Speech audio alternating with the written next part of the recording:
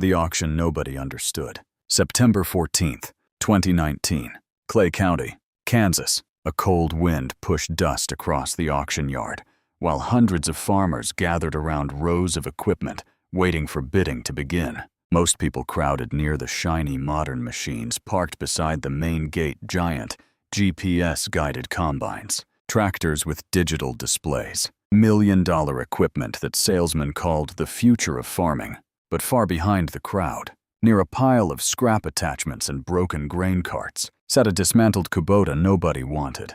Its hood was bent. Half the wiring was missing. One rear tire had collapsed into the dirt, and rust covered nearly every panel. Rumors spread through the crowd that Kubota had quietly removed every tractor from that particular line years earlier. Some claimed the machines were dangerous. Others said the company buried the project after massive financial losses. Nobody seemed to know the truth. Then Elias Boone arrived in an old faded Ford pickup, held together with rust and stubbornness. He stepped out quietly wearing an oil-stained work coat, older than some of the younger mechanics standing nearby.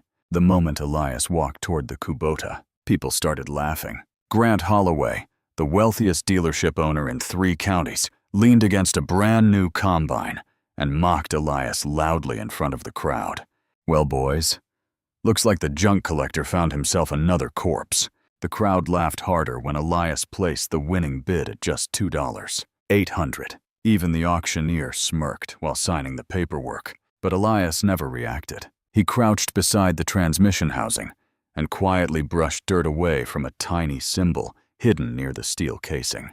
And the moment he saw it, something changed in his expression, because Elias Boone suddenly realized this was not just an abandoned tractor. It was something Kubota once tried very hard to erase. The men everyone had called outdated. Within days, videos of Elias dragging the ruined Kubota through town spread all over social media. Teenagers laughed while filming from pickup trucks. Farmers joked about how long it would take before the tractor ended up buried behind Elias's barn, beside the rest of his scrap metal.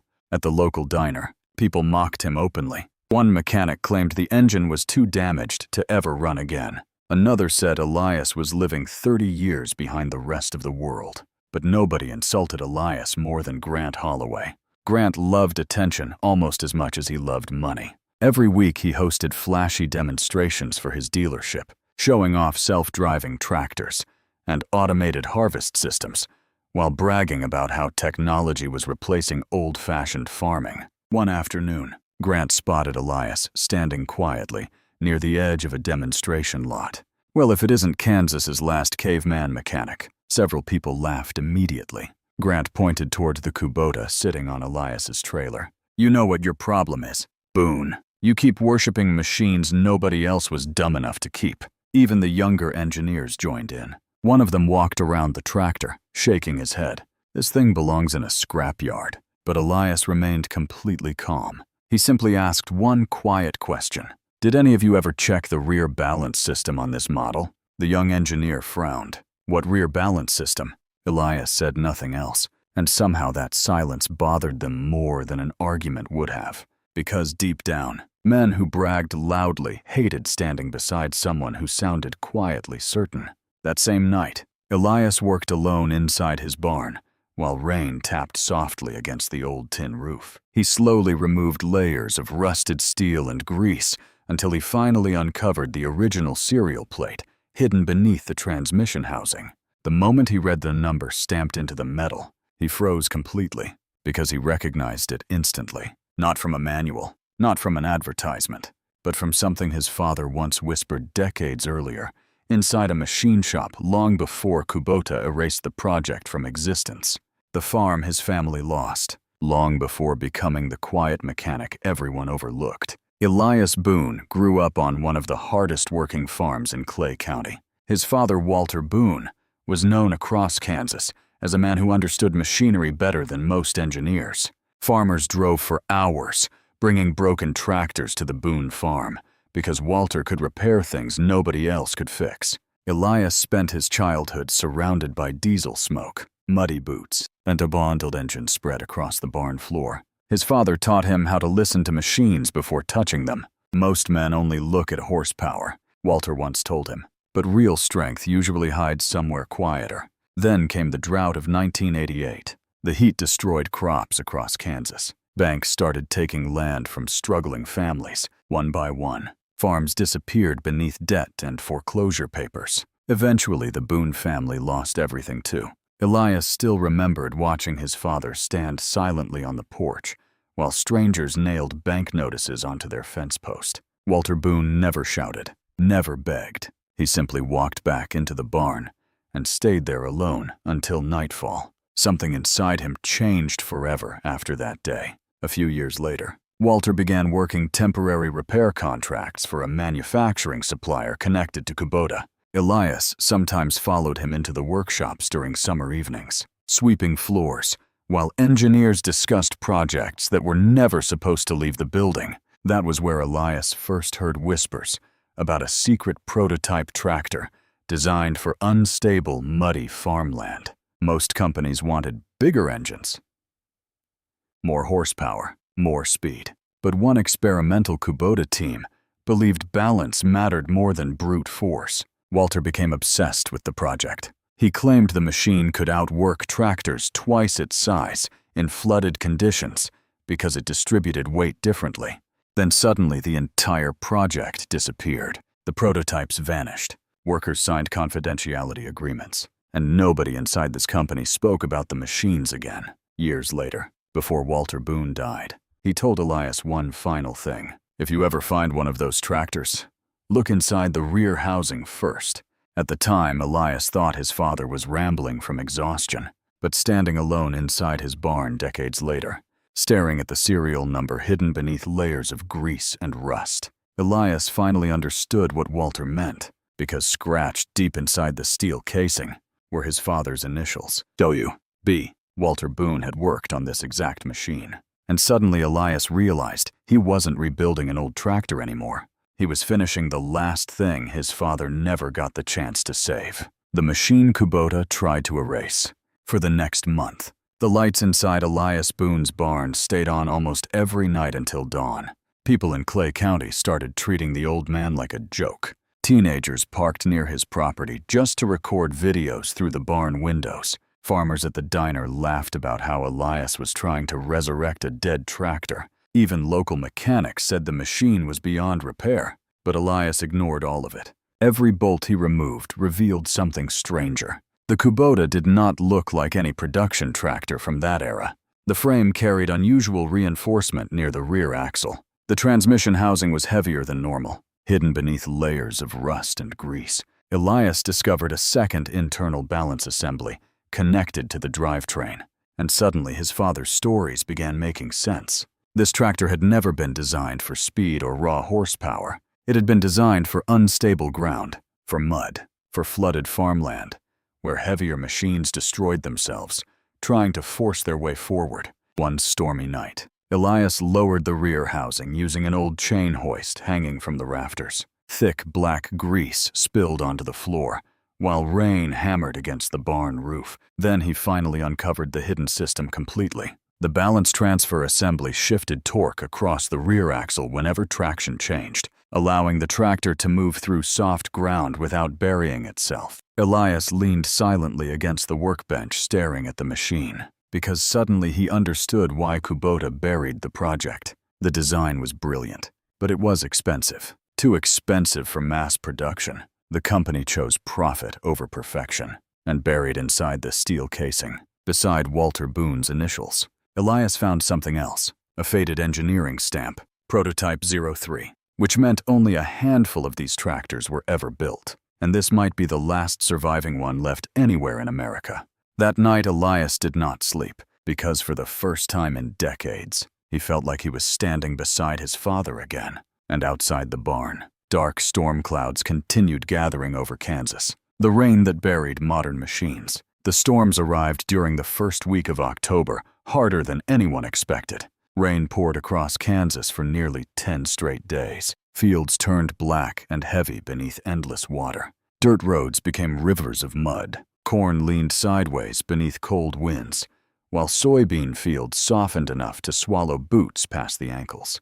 Older farmers grew nervous immediately. But Grant Holloway remained arrogant. Every day, his dealership released new advertisements showing giant tractors with satellite navigation systems and automated traction control, driving confidently across demonstration fields. Grant kept repeating the same thing to everyone. This is why modern equipment exists. But the real fields told a different story. The first combine became trapped near Hollow Creek on a Tuesday morning. A machine worth nearly $700,000 buried itself to the axle before noon. 2 more tractors got stuck trying to pull it free. Then another combine sank near the river basin. Then another. The heavier the machines became, the faster they disappeared into the soaked ground. Within days, panic spread quietly across Clay County. Farmers stopped joking at the diner. Banks started callings about delayed harvest contracts. Crews worked through freezing rain, trying desperately to save crops before winter arrived. And through all of it, the lights inside Elias Boone's barn still glowed every night against the darkness. One evening, local farmer Ben Tarlow drove out to Elias's property after hearing rumors about the rebuilt Kubota.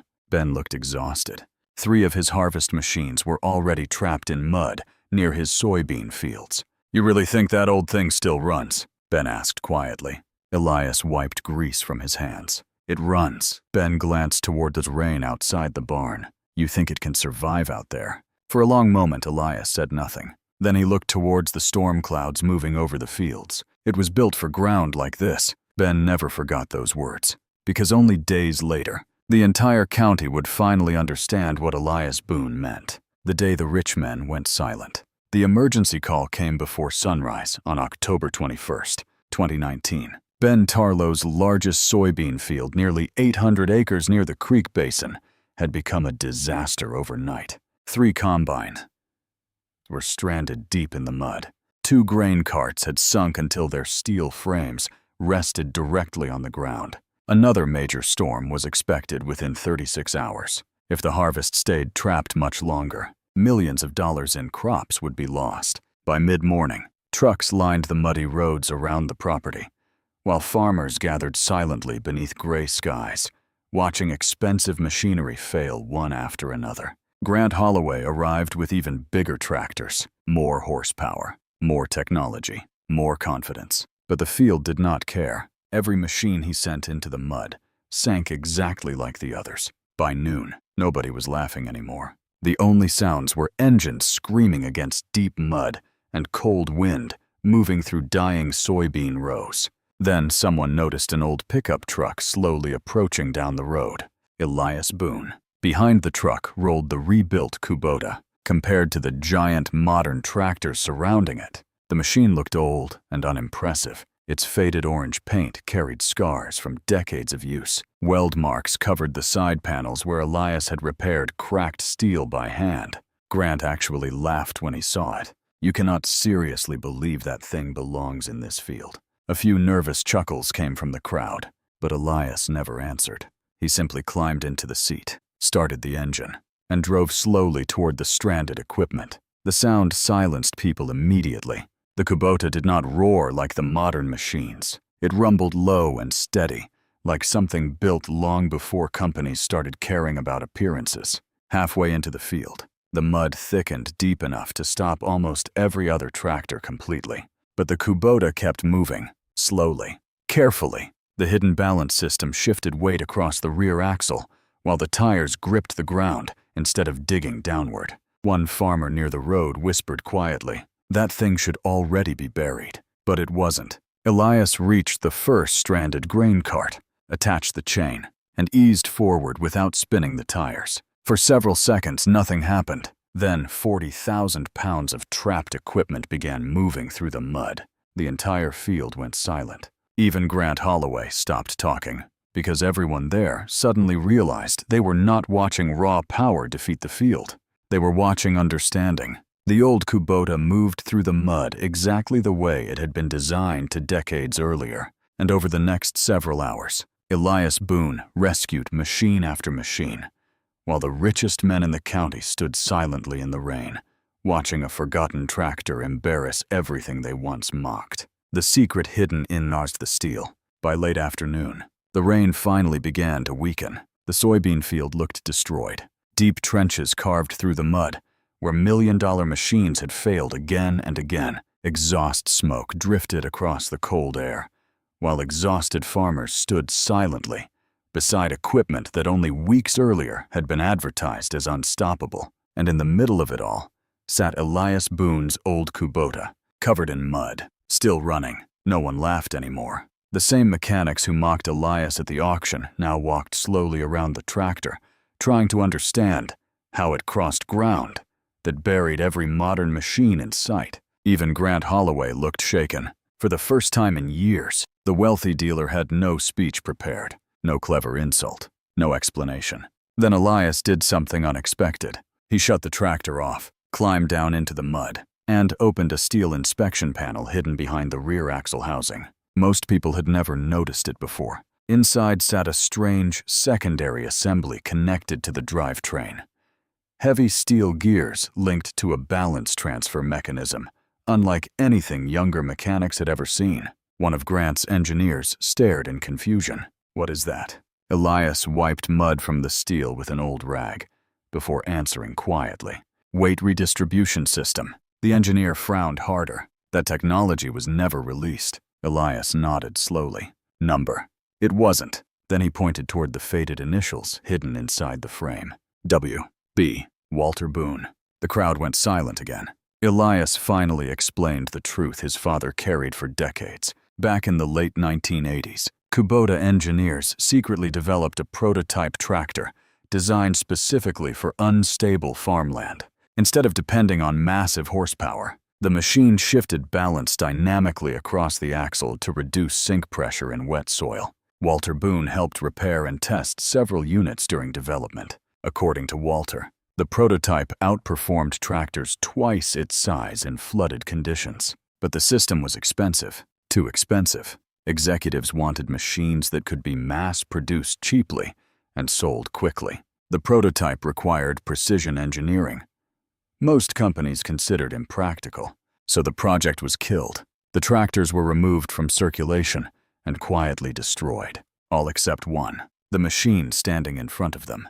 The same machine everyone laughed at only weeks earlier. An older farmer near the road removed his hat slowly while staring at the Kubota, because suddenly, the story no longer felt like a story about farming equipment. It felt like something much bigger, a lesson about pride, about patience, and about how quickly the world throws away wisdom once money becomes louder than understanding. After the harvest was saved, over the next 2 weeks, Elias Boone became the most talked about man in Kansas. Videos of the old Kubota pulling stranded combines through deep mud spread across farming communities all over the country. Some people called the tractor legendary. Others claimed the footage had to be fake because no machine that old should have moved like that.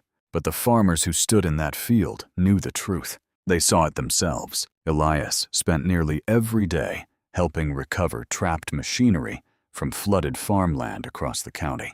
Sometimes he worked past midnight beneath freezing rain without charging people anything except replacement fuel and broken parts. That confused people more than the tractor itself, especially Grant Holloway. The wealthy dealer lost major contracts after the failed harvest demonstrations. Farmers stopped trusting the expensive promises his salesmen repeated every season. Quietly, many people began questioning whether modern farming had become too dependent on technology and not dependent enough on understanding the land itself. Grant took it harder than anyone realized. For weeks, he barely appeared in public. Then winter arrived. Late one December night, one of Grant's newer tractors slid into a frozen drainage ditch during a snowstorm several miles outside town. The engine stalled. Temperatures dropped dangerously low. Grant's workers tried for hours to pull the machine free, but the icy ground kept dragging the tractor deeper sideways toward the creek. Finally, with no other choice left, Grant drove to Elias Boone's property himself. People later said the silence inside the barn felt heavier than the storm outside. Grant stood awkwardly near the doorway, while snow blew across the fields behind him. "I need help," he admitted quietly. Elias looked at him for a long moment. This was the same man who mocked him publicly, The same man who laughed while everyone treated him like a fool. But Elias never mentioned any of it. He simply grabbed his coat, picked up his gloves, and walked toward the Kubota. No revenge, no speech, no humiliation, just quiet dignity. And somehow, that moment changed Clay County more than the harvest rescue itself, because people realized Elias Boone never cared about winning. He only cared about doing what was right. The lesson nobody forgot. Years later, people in Clay County still talked about the autumn when the old Kubota saved the harvest. Some stories became exaggerated over time. Some claimed the tractor could cross mud like water. Others swore Kubota secretly tried to buy the machine back from Elias for a fortune. But the people who truly understood the story always spoke about something else instead. The man behind the wheel, the quiet mechanic everyone ignored, until the day they needed him most. Elias Boone never became rich after what happened. He never opened a giant repair business or chased attention online. He continued living in the same old farmhouse beside the abandoned Boone fields, where his father once taught him how to listen to engines beneath lantern light. The old Kubota still sits inside the barn today. Its faded orange paint remains scratched and scarred from decades of work. Mud stains still cling beneath the frame from the harvest season that changed everything. And on quiet evenings, neighbors sometimes hear the low, steady rumble of the engine echoing across the Kansas fields as Elias drives slowly through the farmland one more time. Not because he has to, but because some people never stop respecting the things that carried them through difficult years. In the end, the story was never really about a tractor. It was about a world too quick to throw old things away, too quick to mock quiet people, too quick to believe newer always means better, because sometimes the strongest things are not loud. Sometimes wisdom hides beneath rust, silence, and years nobody bothers to understand. And sometimes, the man everyone laughs at in the beginning is the only one still standing when everything else starts sinking.